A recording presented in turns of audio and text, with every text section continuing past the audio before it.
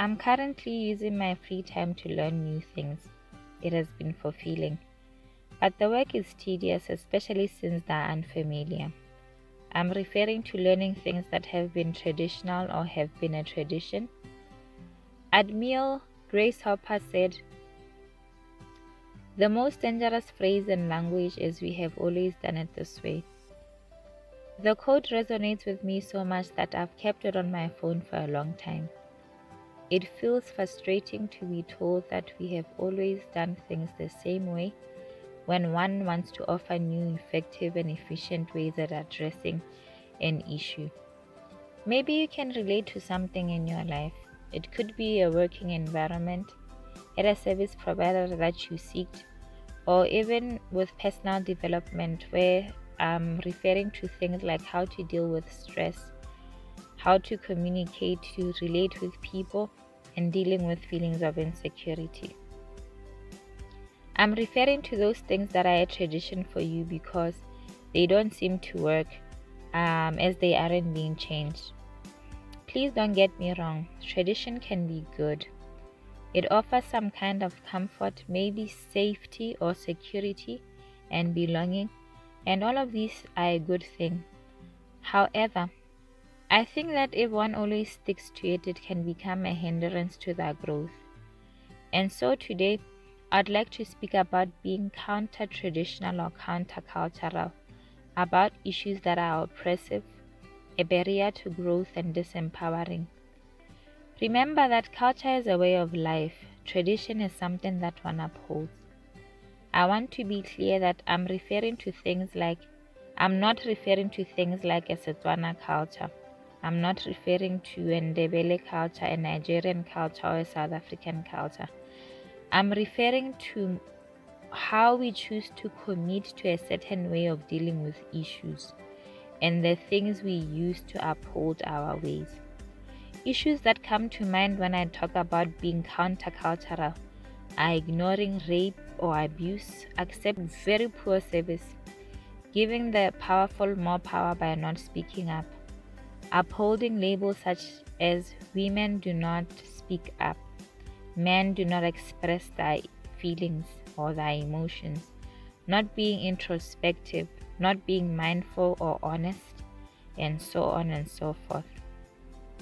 Please let me know what issues come to your mind that you think need to be tried differently. I will use dealing with insecurity to offer a bit more context. It's possible that you may have felt insecure at one point, or for somebody else, it could be that they even struggle with being insecure most of the time. Feelings of insecurity can stem from childhood experiences or experiences of rejection or failure, trauma, negative self-perception, or having a critical environment, especially from parents.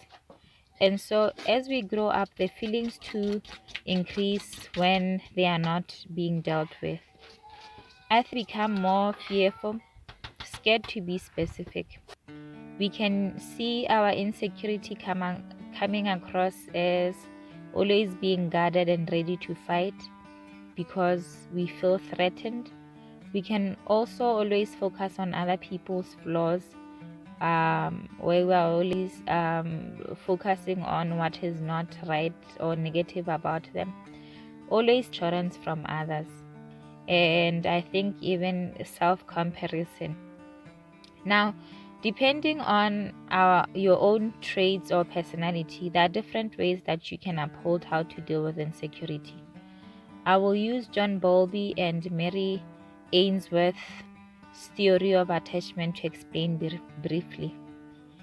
It can become one's tradition to be anxious, where they are very sensitive to outside threats. They can be dismissive avoidant, where they dismiss their own needs, or they can be fearful avoidant, where they are always feeling that they are being used. And so we repeat the patterns in our relationships, and it becomes our way of life. It becomes our culture. Imagine what would happen if we were to deal with these issues differently, being counter-traditional, being counter-cultural. I think being counter-cultural is subjective, and so there isn't a step-by-step process on how to deal with it. One thing that I do know is that we first need to start by acknowledging our insecurities when we have them.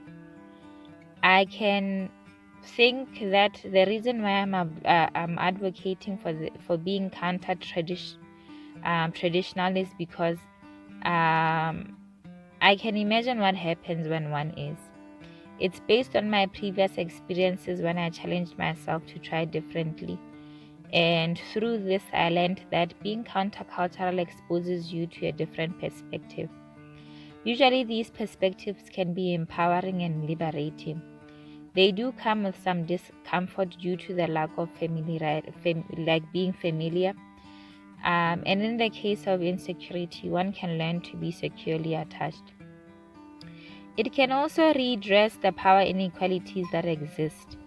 Usually, being insecure results in one believing that they have lesser power, but by challenging it, it can reverse this. It also results in our needs or your needs being self-validated, where it will stop the cycle of dissatisfaction and unfulfilling relationships. And the other thing is that it will contribute to a greater peaceful relations among people. I'm sure there's other positive things that could happen. Please let me know what you think. And I hope that you'll be able to challenge these ways or the ways that we have incorporated and upholded in our lives. Because by doing so, they will offer us a new perspective. They will help deal with the power inequalities.